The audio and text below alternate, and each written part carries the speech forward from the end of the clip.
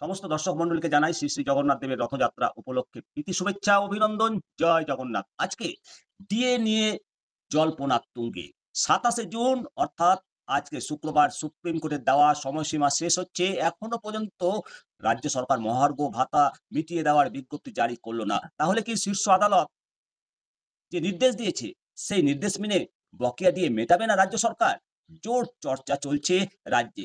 সরকার কি আজকে শেষ লগ্নে ডিএ সংক্রান্ত বিজ্ঞপ্তি জারি করতে পারে? শুক্রবার ২৭শে জুন বিজ্ঞপ্তি জারির সম্ভাবনা আছে বলে মনে করা হচ্ছে।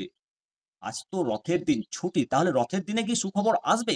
রাজ্য সরকারি কর্মীদের বকেয়া ডিএর ২৫% মিটিয়ে দেওয়ার জন্য পশ্চিমবঙ্গ সরকারকে ৬ সপ্তাহ সময় দিয়েছে সুপ্রিম কোর্ট। আজকে শেষ দিন, সেই সময়সীমা শেষ হওয়ার একাধিক রিপোর্ট বলছে রাজ্য ফের কিছুটা সময় চেয়ে সুপ্রিম কোর্টের দ্বারস্থ হতে পারে। তবে সেক্ষেত্রে আদালত অবমাননার মামলা হবে। আর সেই দিকটা রাজ্যকে মাথায় রাখতে হচ্ছে এবং সতর্ক পদক্ষেপ নিচ্ছে। জানা যাচ্ছে আজকের মধ্যে ২৫% ডিএ মিটিয়ে দেওয়ার বিজ্ঞপ্তি জারি না হলে আগামীকাল শনিবার রাজ্যের মুখ্য সচিব, অর্থ সচিবকে ইমেইল করে নোটিশ পাঠানোর প্রস্তুতি নিয়ে রাখছে রাজ্য সরকারি কর্মচারী সংগঠন। আজ বিজ্ঞপ্তি জারি না হলে কি হয় সেদিকে নজর সকলের। এদিকে confederation of state government employees সাধারণ সম্পাদক মলয়বাবু সম্প্রতি বলেছেন শুক্রবার পর্যন্ত ডিএ মেটানোর সময় রয়েছে।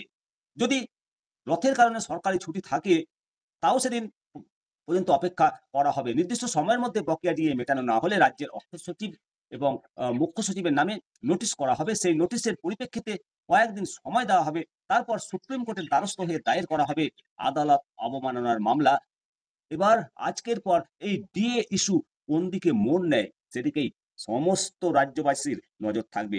জয় জগন্নাথ। ভালো থাকুন, সুস্থ থাকুন। অবশ্যই আপনাদের মতামত জানাবেন।